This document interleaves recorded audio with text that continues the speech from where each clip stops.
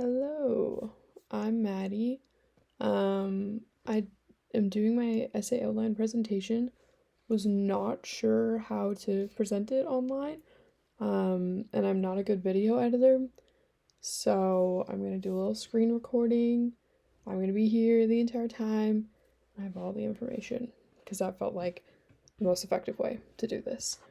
Um, and this is kind of just who I am. Um, So for the essay, I chose topic two, which is to what extent did Roman elite view marriage as more than just the means of production for legitimate children?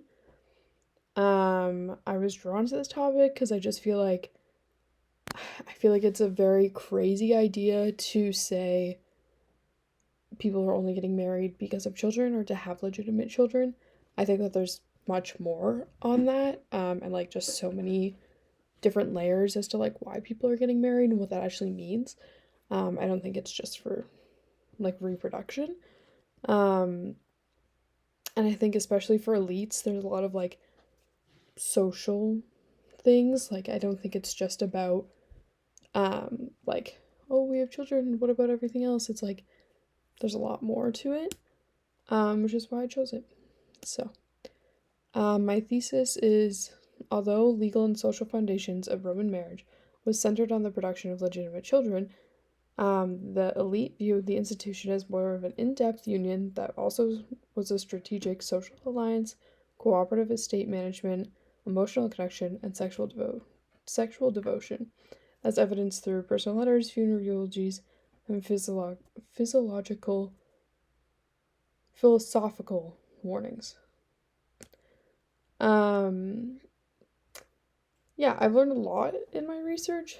I've learned a lot about like just like how people are processing what's going on and like the social kind of like rules and like just like status quo that's going on, and how much that affects like people's relationships and what that means for them as a person and their own like community, and rather about like it feels like these social statuses of like children and marriage almost overtake people's actual decisions, um, based off like what I've read, which I feel like is really interesting. And it doesn't feel very far from where we are right now. Like I feel like it's the same. Um, yeah. I kind of in my first paragraph I want to go over this idea of like the primary the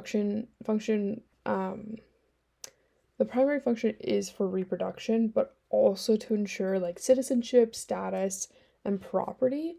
And like talking about some of the like social pressures about like being told you have to produce children, because that is definitely a part of it. But then also looking into like some of the like people who were penalized for not having children, or were unmarried, or um, like if you're trying to get married and you don't have children, or you don't have children, it may not be like legitimate. Or no, sorry, like people who have children and want to get married, or yeah, that's what I'm trying to say.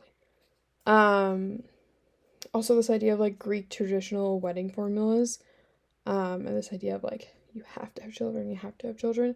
Like my whole first thing is about like yeah, like acknowledging yes, children are a big part of it, but that's not the only thing.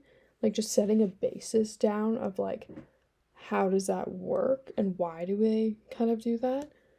And then my second point is that marriage is also served with the importance of social and political transactions, so designed for creating alliances and maintaining family status.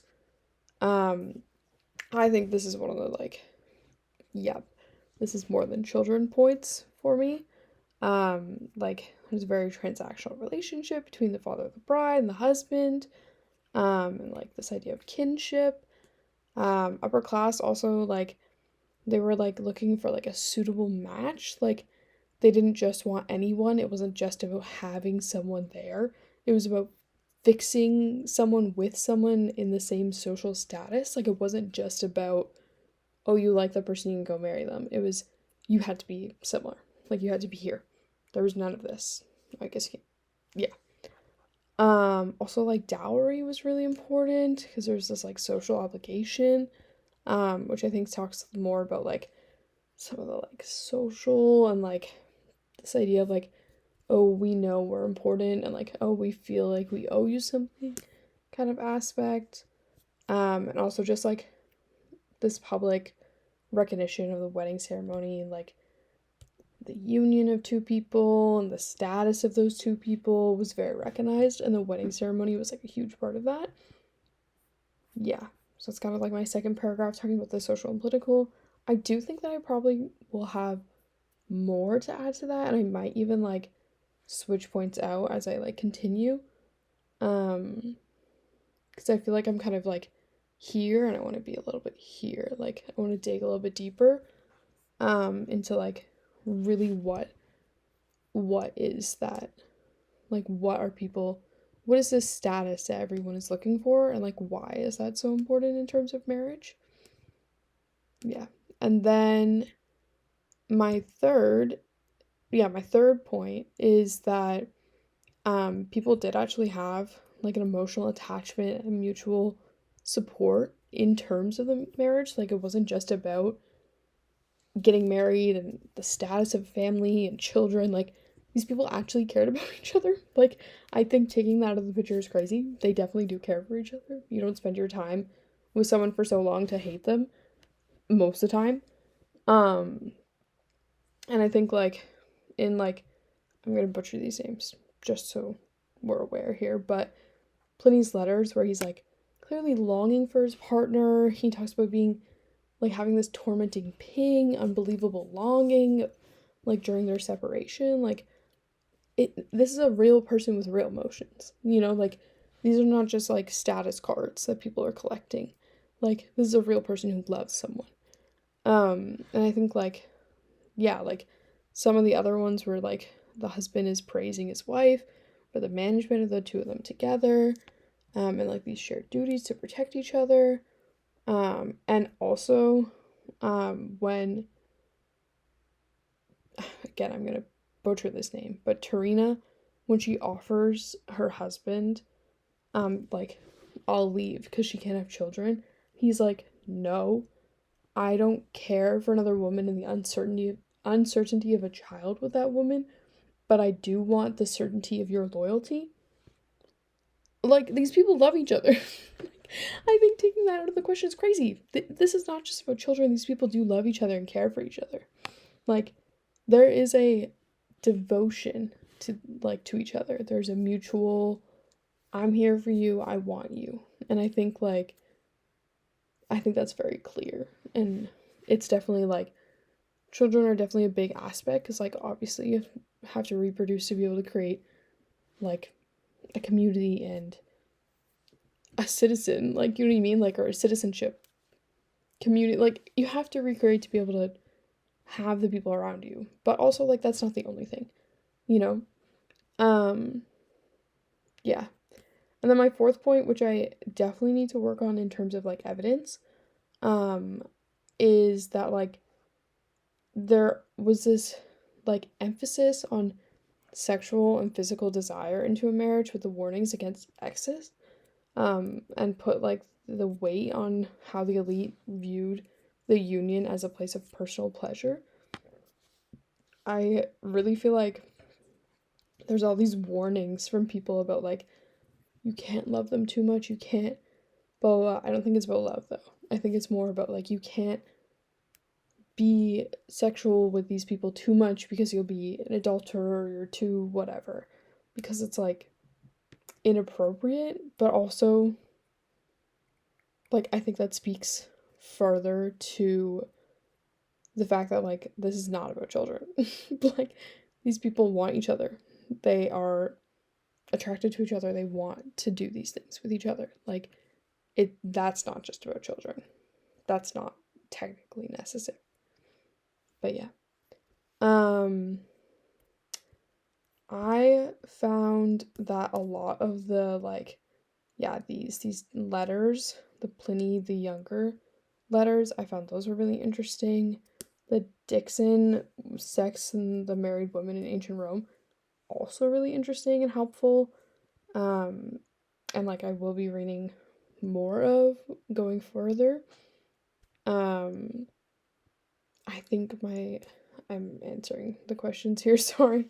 I think my strongest argument is the is my second one about social obligation and like this like transactional kind of, yeah, these like transactions that happen in the marriage, like what that means for alliances and like family status.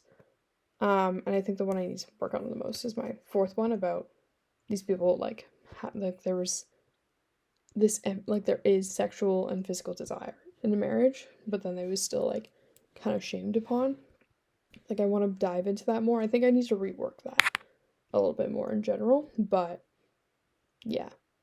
I think counter arguments, I don't know how you can counter like that this is not important or like that this was not like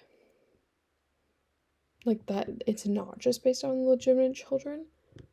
I guess you could just say that it is, but I feel like with all this like all these letters and all these like declarations of like people who actually love each other, I feel like it's very clear that it's not just about children. And I also think that a lot of the like evidence that says about how these people are using things for status and like there's like this very like particular way of doing things based on status. I think there's a really hard way to counter argue, but I'm gonna do my best to kind of just like play on both sides as much as I can. Yeah, I think my next steps are gonna be researching more and refining all of my ideas. I paraphrased most of my supporting evidence, um, just from like what I could gather. And I think going further, I'm gonna look for better direct quotes and like finding very clear and like, yeah, very clear quotes and setting it up so I have a strong argument. But yeah, that is my essay outline. Yeah.